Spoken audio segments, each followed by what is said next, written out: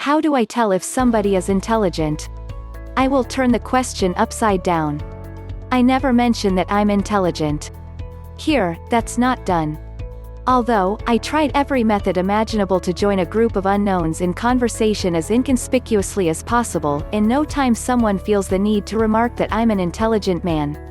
In my own opinion, I'm a fraud. I'm a very eloquent guy, I'm an excellent debater, I have a very broad general knowledge and a remarkable memory. Those are important parameters when people assess you during a conversation. Still, I don't believe them.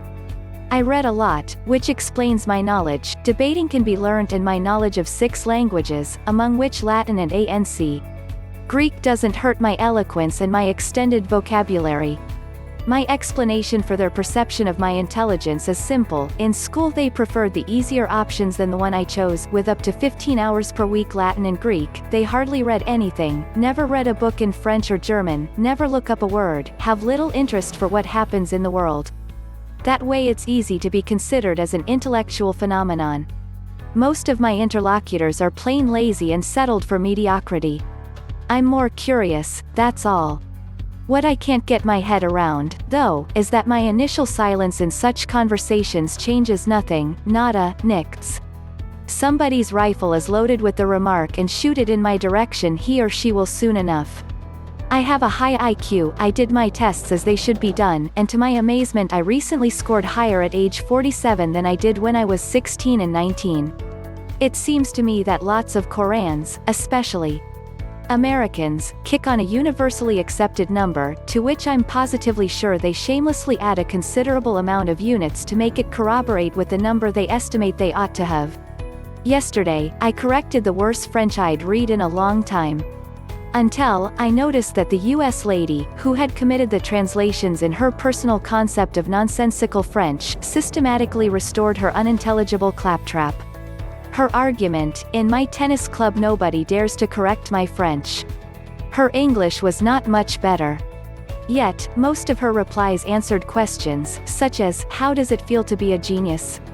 She claimed to have an IQ of 168, but barely managed to spell her own name correctly. I live in inner Melbourne, Australia, and I am surrounded by many intelligent people. There's many things that make someone intelligent, and every intelligent person shows their intelligence in a different way. But there's a few things that stand out about intelligent people. 1. Their brain is always thinking. They're always thinking about an idea they had, or how to solve a problem. If you know this person well, they will share these ideas with you. These aren't just simple, incremental ideas, these are ideas that are completely different to what anyone else is thinking. For example, I have a friend like this who comes up with new ideas every week. Most are business ideas, but they always have a unique twist that is central to the idea. He is not happy with doing what everyone else is doing, so if he's going to put his time and effort into doing something, it has to be vastly different to what's already going on in the world. 2. They are observant. Intelligent people notice things that others don't. They listen to others because listening is a way to get more intelligent. I find really intelligent people take in their environment and take the time to notice the small details. 3. They constantly ask questions. Asking questions is a way of learning more, but it also stops people from doing what they've always done. The same friend as above always asks, "Why are we doing this?" in every part of his life.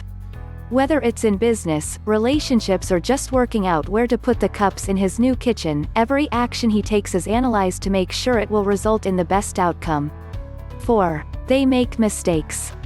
No one is perfect, and when intelligent people make mistakes, they use all of the above 3 points to learn from the experience. They embrace failure and use it as an opportunity to grow. There are many more traits to an intelligent person, so be sure to read all the other great answers to this question. IQ tests are instruments which measure indications that are taken as proxies for intelligence. They attempt to measure latent variables, that is, indications of something deeper that is difficult or impossible to measure directly. However, the methods applied embed assumptions of the test designer, which may contain theoretical, cultural, and social biases. As an example, Western IQ tests value symbolic logic, but also are crafted to benefit those who can answer abstract brain teasers at a desk or on a computer under pressure in a short amount of time. Thus, those who were schooled in a Western industrialized country will have been trained over many years to excel at the meta-context attached to the test, sitting and answering a sequence of abstract, largely context-less brain teasers under pressure. A traditional Inuit thus may demonstrate brilliance in hunting and surviving the harsh Arctic winter, but would likely struggle on a traditional Stanford-Binet IQ test.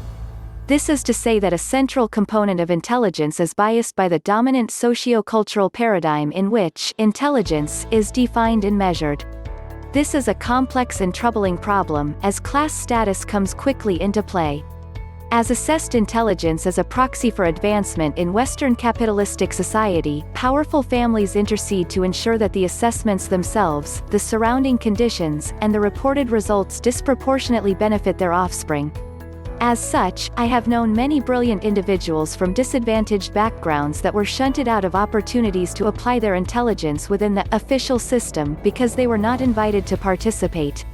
The best way to ensure Cinderella does not marry the prince is to lock her in the basement so she cannot attend the ball.